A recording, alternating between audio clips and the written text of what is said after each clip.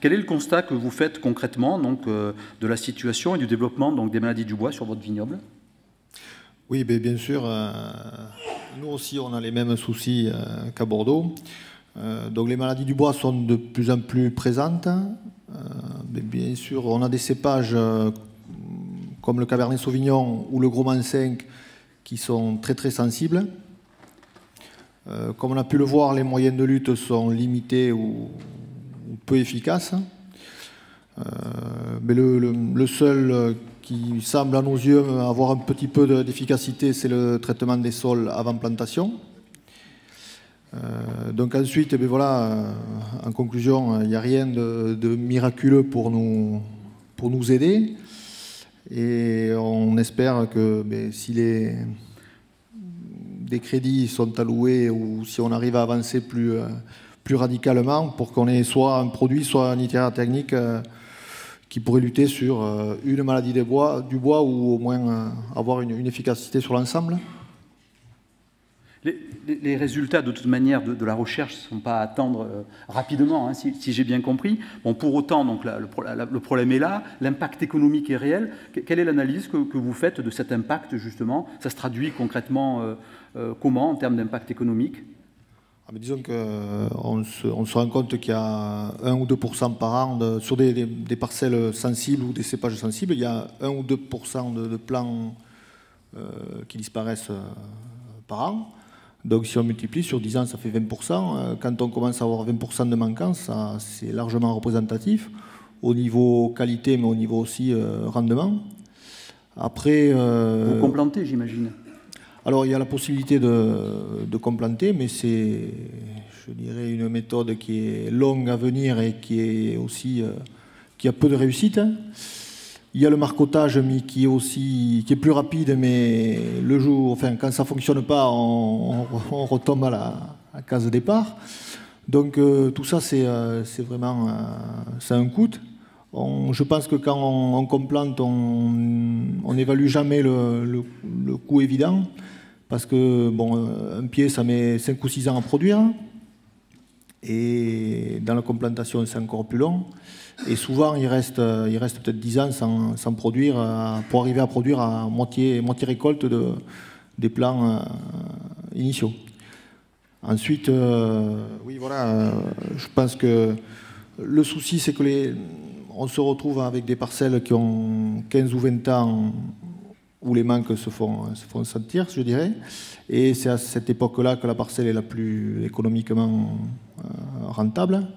Et juste quand on commence à retirer les fruits de notre plantation, il faut commencer à complanter ou à penser à l'arracher. Donc c'est vraiment un gros souci. Laurent Bernos, donc, vous dirigez le service vignévin de la Chambre d'agriculture de la Gironde. Je rappelle à notre assistance, et c'est important, que vous avez également dirigé un projet d'expérimentation nationale sur la recherche et l'évaluation de procédés permettant la production de plants indemnes de champignons associés donc aux maladies du bois. Alors ma question va vous paraître peut-être un peu directe. Est-ce qu'on peut raisonnablement obtenir aujourd'hui des plants sains pour lutter contre les maladies du bois ou pas? Vaste question. Alors c'est vrai que le titre est un petit peu long. Alors nous, pour aller un petit peu plus vite, en fait, c'est la production de plants en pépinière, tout simplement, pour faire court et pour être clair. En fait, on a testé à l'intérieur de ce projet, qui est un projet national, hein, il y avait beaucoup de partenaires, on parlait de structuration de la recherche tout à l'heure. Ça mobilise beaucoup de gens, hein, de toutes les façons, même si on n'arrive pas à trouver des solutions rapidement. Beaucoup de gens travaillent, hein, Philippe l'a dit, mais c'est extrêmement compliqué. Alors on a travaillé sur les plans avec l'idée justement de démarrer dès la production de la vigne, dès la production du plant, en se disant l'idéal, ça serait d'avoir le moins d'inoculum possible et d'inoculum qui puisse venir du plant lui-même. Ce qui avait déjà été identifié, ce projet avait été monté à partir de travaux qui avaient été menés par l'IAV, et en particulier par Philippe, qui avaient montré que la stratification, cette étape-là, est une étape importante, non seulement pour la production de plants, mais aussi pour le phénomène de contamination. La stratification, il fait chaud, c'est humide, c'est tout ce qu'il faut pour que les champignons puissent se développer. Donc les travaux qui ont été menés ont effectivement montré qu'on avait toujours cette étape cruciale. Et l'idée qu'on avait eue, c'était de démarrer à différentes étapes. La première étape, c'est récupérer des bois, des greffons, des porte-greffes, Donc on était parti, à partir des vignes mères, de voir un petit peu si la qualité des vignes mères, c'est-à-dire si en fonction de l'âge des parcelles de vignes mères ou des niveaux de contamination, si ça avait un effet sur la qualité des plants en sortie de pépinière. En fait, ce qu'on a prouvé, c'est qu'il n'y avait pas réellement d'influence sur la qualité des plants. En fait, les champignons, on les retrouve quasiment tout le temps. Ce qu'on a mis en évidence, en revanche, c'est que les champignons, on les retrouve essentiellement sur la surface. C'est-à-dire qu'ils n'avaient pas le temps de pénétrer dans les bois, mais on les retrouve en surface, sur la surface du plant. Ça, c'était un point important. Voilà. Donc, on avait quand même des champignons, on les retrouve, et ça, quel que soit le niveau initial de contamination des greffons. Donc, il n'y avait pas de lien entre le greffon qui pouvait être contaminé et ensuite le plant en sortie de pépinière. Alors, ce qu'on a essayé aussi de travailler, c'est travailler sur les produits de désinfection. Donc, on a testé toute une série de produits. En fait, le remède est pire que le mal. C'est que souvent, on a eu des problèmes de reprise des plants. On a eu des phytotoxicités importantes. Donc, c'était des techniques qui n'étaient pas utilisables ensuite à grande échelle chez les pépiniéristes. Et donc, c'est des voies qui ont été abandonnées, puisque de toutes les façons, ça ne fonctionnait pas bien. On avait aussi travaillé à partir de plants qui ont pu être traités à l'eau chaude. Il y avait des travaux qui avaient été faits. En fait, on s'aperçoit qu'on a des variations de flore des différents champignons que Philippe a présenté. Il y a tout un grand nombre de familles. Et en fait, là aussi, on n'a pas eu d'effet escompté, parce qu'il y a toujours, on retrouve toujours des champignons. On a aussi essayé de retravailler sur la partie, sur les substrats, en testant des nouveaux substrats, c'est-à-dire en essayant de modifier réellement les conditions de production en pépinière. Et là aussi, en fait, ce que l'on fait aujourd'hui, il n'y a pas eu d'amélioration notable. Alors tout ça, c'est des résultats expérimentaux, c'est une voie de recherche qui a été testée. Alors, les portes sont plus ou moins refermées au fur et à mesure, même s'il y a d'autres pistes de travail qui sont arrivées. On a testé aussi le greffage en verre. Alors, le greffage en verre a l'avantage de pouvoir effectivement du coup, éliminer tous les champignons associés aux maladies du bois. Mais je ne vais rien vous apprendre, la nature a horreur du vide. Et en fait, en éliminant les champignons, on s'est retrouvé avec d'autres micro-organismes que l'on retrouve dans les plants de vigne. Et donc, toute la question que l'on avait, c'est quid de ces micro-organismes qui peuvent du coup générer d'autres problèmes. Et donc, il y a des recherches qui sont menées là-dessus. Vous voyez que tout ça, c'est extrêmement compliqué. Alors, en fait, des plants sains, ça dépend ce qu'on met derrière le terme sain, en fait.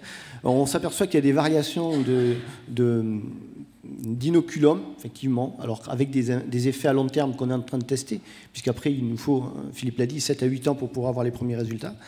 Donc, rien de vraiment concret, mis à part que cette partie-là ne semble pas être quand même un point très important et un des facteurs les plus prégnants dans l'évolution des maladies du bois.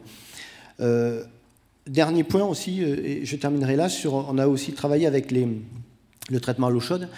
Vous savez qu'on peut traiter les plants avec le protocole de lutte contre la flavescence dorée, et donc on a observé ensuite l'effet que pouvait avoir ce traitement, mais avait visé flavescence sur les maladies du bois, en tout cas sur l'expression des maladies du bois au champ. Donc là, on a croisé ça aussi bien en Aquitaine que dans les autres régions, que ce soit en Bourgogne, que ce soit dans le Languedoc-Roussillon. Et en fait, au bout de 10 ans, on n'a pas noté d'écart. Il n'y a pas d'écart significatif, ni positif ni négatif, sur l'expression des symptômes de maladie de bois. Alors tout ça pour dire que les pépinières ne semblent pas être le point... ou les plants, en tout cas, à la sortie des pépinières, ne semblent pas être la voie la plus importante. Mais il y a encore du travail de fait sur les micro-organismes, notamment sur les greffages en verre. Le greffage en verre est une méthode qui pourrait être intéressante, sauf qu'elle est difficilement multipliable à grande échelle. Voilà, on a aussi un impact économique, on en a parlé tout à l'heure. Là aussi, on se retrouve dans ce paradoxe-là. Voilà. Après, donc, encore une fois, c'est du travail de long terme. Malheureusement, je sais qu'on voudrait aller plus vite, mais on est un petit peu coincé par la maladie elle-même. David Amblevert, donc vous êtes pépiniériste viticole ici en Gironde, à Sainte-Florence. Je rappelle que vous êtes par ailleurs président du syndicat des pépiniéristes viticulteurs de la Gironde et Sud-Ouest. Et tout récemment, vous avez été élu à la présidence de la Fédération française de la pépinière viticole. Alors j'ai envie de dire, vous êtes au cœur du sujet, hein, David Amblevert, et votre parole est certainement attendue par beaucoup de viticulteurs qui nous écoutent. Est-ce que vous pouvez nous rappeler en quelques minutes, puisqu'on arrive au terme de notre échange, ce que sont les actions qui sont mises en place aujourd'hui par la Fédération pour lutter contre les maladies du bois? Parce que quand on parle de maladies du bois, parfois il y a des discours, il y a des choses qui sont dites. Et aujourd'hui, avec les scientifiques, avec les viticulteurs, avec les techniciens de terrain, ça nous permet de faire un petit bilan. Et c'est nécessaire. Parce que je pense que quand vous avez, ça a été dit dans votre introduction, 12% du vignoble français impacté par les maladies du bois, eh bien je pense que plus que jamais, c'est le fléau numéro 1 de la viticulture française. Et toutes les régions, quasiment toutes les régions sont concernées, ça touche de nombreux cépages. Et il faut savoir que le souci de la viticulture font partie des préoccupations des pépiniéristes. Nous sommes plus que jamais dans une impasse technique. Nous avons compris au cours de votre présentation, vous me reprenez si que c'est des problèmes, des causes sont multifactorielles. Vous en avez évoqué, Laurent a fait des compléments sur des essais qui mènent au niveau de la Chambre de la Gironde. Vous m'interrogez, Philippe Abraham, sur les mesures que met en place la Fédération nationale des pépiniéristes. Il peut y avoir des mesures nationales, un canevas, des orientations que nous donnons. Mais ensuite, il y a des mesures régionales que peuvent mettre les syndicats, les 13 syndicats régionaux que compose la Fédération française de la pépinière viticole. Au niveau des mesures nationales, je me réjouis. Lors de notre dernier congrès, nous avons acté, validé une charte qualité plan de vigne France. C'est une charte qui est unique en Europe. Cette charte qualité plan de vigne France, elle se décline en plusieurs points, en plusieurs thématiques, mais il y en a deux qui sont très importantes par rapport au sujet que nous traitons. Tout d'abord, il y avait des aspects réglementaires, mais nous allons au-delà. Tout d'abord, c'est de la formation. Ça peut paraître banal, mais dès lors, de façon périodique, il va falloir que les pépiniéristes, accompagnés, donc les chefs d'exploitation, avec des responsables techniques de leur propriété, aillent se former à la reconnaissance, notamment pour ce qui nous concerne aujourd'hui, des pathogènes de la vigne. Et nous avons pris l'engagement, ça se faisait, mais maintenant c'est acté, c'est officialisé, de prospecter annuellement, je dis bien annuellement, l'ensemble de nos vignes mères. Les vignes mères seront prospectées. Non pas un rang sur 3, un rang sur 2, mais rang par rang, souce par souce. Elles seront prospectées, il y aura un contrôle visuel et toutes les souches à symptômes seront arrachées. Je pense que c'est de la prophylaxie. Ça démontre les efforts que nous déployons. Au niveau, vous avez fait référence au syndicat régional des pépiniéristes, il y a une jeune commission technique avec des pépiniéristes motivés pour aller de l'avant et il y a indiscutablement des expérimentations qui n'ont rien de scientifique, mais des expérimentations de paysans, entre guillemets, de terrain, mais qui nous permettent de voir la lecture de certains résultats. On les conduit grâce, certes, au soutien du Conseil général de la Gironde, mais en appui technique avec les services de l'IFEV, du Vinopole et de la Chambre d'agriculture. Donc pour dire que la pépinière, plus que jamais, surveille, la pépinière, elle élimine. Elle surveille et elle élimine les souches douteuses au niveau de son matériel de multiplication que sont les vignes mères.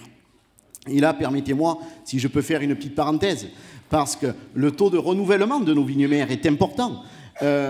Ces vignes mères, on se doit de les renouveler, certes pour s'adapter aux volontés de la viticulture en termes de création clonale, etc. Mais surtout, une vigne mère, c'est une durée de vie, entre guillemets, limitée, 15 ans, 20 ans. Et le renouvellement est important. Ça a été notre atout en Aquitaine, où on a un verger de vignes mères qui sait s'adapter, qui a su s'adapter de par les clones que nous proposons à la demande de la viticulture. Il est jeune, il est sain, mais néanmoins, je lancerai, entre guillemets, aujourd'hui, si vous permettez, un petit appel. Les pépiniéristes, entre guillemets, s'essoufflent parce que nous constatons sur le terrain une pénurie de terres vierges. Il y a des conditions réglementaires pour implanter des vignes mères. Il faut des sols vierges de toute production viticole. Et là, je sais que dans cette salle, viticulteurs, chefs de culture, directeurs d'exploitation, quand avec les contacts que vous avez avec mes collègues pépiniéristes, ce n'est pas un contact, je veux dire, banal, fournisseur, acheteur, mais c'est tout simplement un véritable partenariat, c'est un contrat de confiance. Et là, si vous avez des terres qui n'ont pas de vignes et que vous souhaitez implanter, contactez votre pépiniériste. Il y a sûrement une pertinence technique à ce niveau-là. Laurent Bernos a abordé dans sa présentation différents itinéraires techniques que suit un pépiniériste pour l'élaboration de ses plans de vigne. Tout d'abord, Laurent, tu as parlé de la stratification. J'ai essayé de trouver une image en tête. Elle ne me vient pas, mais elle est peut-être osée, donc je vous la livre. Si on supprime, ou si on veut contourner, entre guillemets, la stratification, c'est comme si la viticulture était amenée à faire du vin sans fermentation. Voilà. Le greffage, la stratification sont les deux étapes clés incontournables pour la production d'un plan de vigne. Donc, j'entends tous les essais qui sont menés et on y participe. En ce qui concerne le greffage en verre, c'est vrai que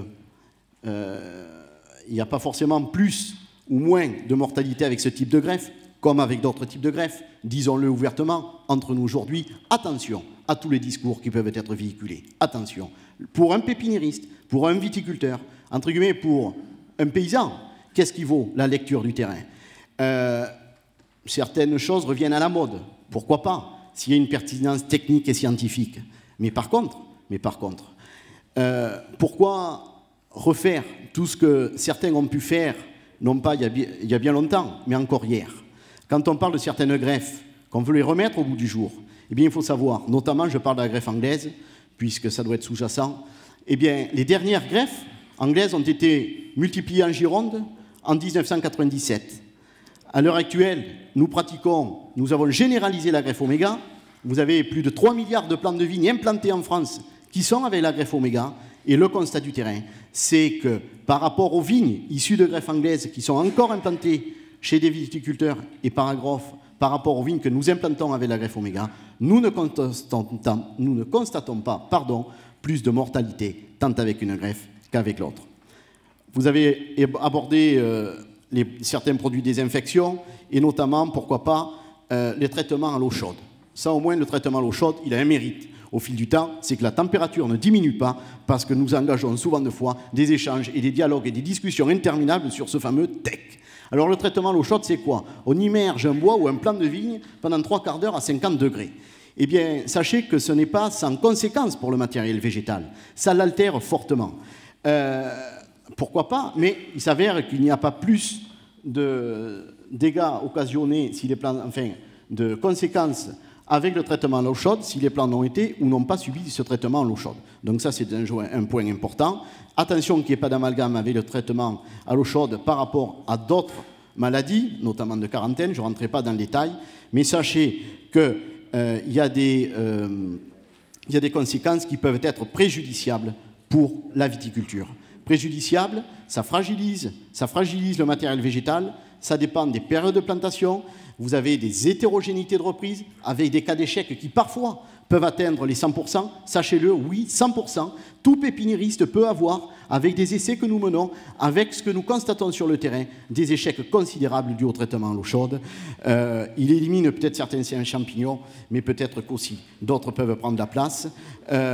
On peut dire en résumé que la généralisation du traitement à l'eau chaude aurait des conséquences gravissimes pour la filière viticole.